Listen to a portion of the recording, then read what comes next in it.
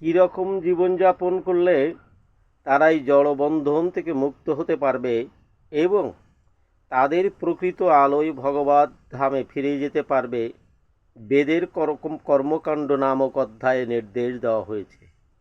কিভাবে যাগযজ্ঞ অনুষ্ঠান করার মাধ্যমে জাগতিক কামনা বাসনার তৃপ্তি সাধন করা যায়, এভাবে ইন্দ্রিয় তৃপ্তিজনিত নানা রকম সুখ ভোগ করার পর জীব যখন বুঝতে পারে জড়জগতের সমস্ত সুখই অনিত্য নিরর্থক, তখন তার মন পারমার্থিক তথ্য অনুসন্ধানে উদ্গ্রীব হয়ে ওঠে।